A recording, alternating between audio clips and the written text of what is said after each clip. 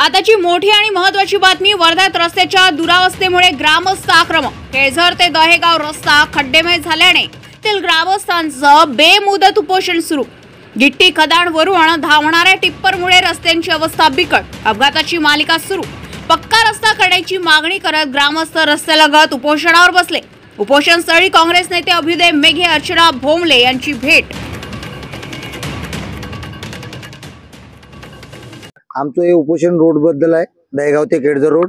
आणि main problem आम्हाला हा खदानीचा आहे, कारण आमची शेती पण असल्याच्यानं आमचा शेतीलाही प्रॉब्लेम आहे आणि सगळ्यात जास्त ह्या रोडला गावकऱ्याला त्रास आहे। रोडचा ओव्हरलोड टिप्पर चालणे, गाड्या जवळून गेले की साईड नाही देणे, त्याचे ट्रकमधून गोटे सुद्धा पडतात, त्याच्यानं टू व्हीलरवाल्याला खूप धोका आहे। आणि आणखी आता यायला आम्ही सरकारला मागणी करू राहिलो का रोड द्या रोड द्या, जवळपास 5 ते 7 वर्ष झाले ना, आता रोड देऊ राहिले ना, निधी आहे म्हणत आहे। त्याच्यात 5 खदानी तर ऑलरेडी आधीच आहे, आणखी 6 खदानी द्याचा समजा शासनाने सांगितलं आहे म्हणते का, आणखी ते 6 खदानी व्हावे। तर आमचं गावकऱ्याचं सगळ्याचं म्हणणं हे आहे की बाई आम्हाला खदानच नको व्हावी, खदान बंद करण्यात यावी, हेच आमची गावकऱ्याची इच्छा आहे। उद्या समजा आता आमच्या याचा समजा खदानीचा समजा लिलावट लावत नाही सरकार, तोपर्यंत आम्ही आमचं आमरण उपोषण चालू राहणार।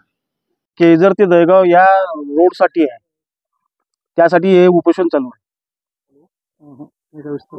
आमचं उपोषणकर्त्याचं असं म्हणणं आहे की केळझर ते दहेगाव या रोडची हाल अतिशय दयनीय अवस्था झाली आहे आणि ही जे या रोडची अवस्था जी आहे या खदानीच्या चालणाऱ्या टिप्परमुळे झाली आहे। त्या टिप्पर या रोडची क्षमता कमी आहे आणि त्याच्यावर ओव्हरलोड असे टिप्पर चालत असतात, त्याच्यामुळे हे वारंवार असे रोड खराब होऊन त्याची दयनीय अवस्था झाली आणि ते आम्हाला या 22 गावातील जो संपर्क आहे तो तुटल्या जातो पावसाळ्यामध्ये।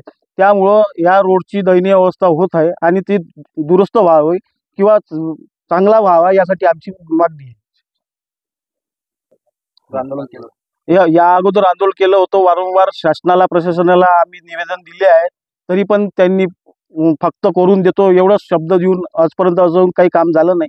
त्यामुळं आम्ही काल दिनांक 8/9/2025 पासून हे आंदोलन चालू केले आहे। हो, काही लोक काही आमदारांनी आणि खासदारीने सांगितलं की आम्ही या 3-4 महिन्यात रोड करून देऊ, असं आश्वासन आमच्या या आमदार विभागाचे जे आमदार आहे समीर भाऊ कुनावर यांनी दिलं आहे।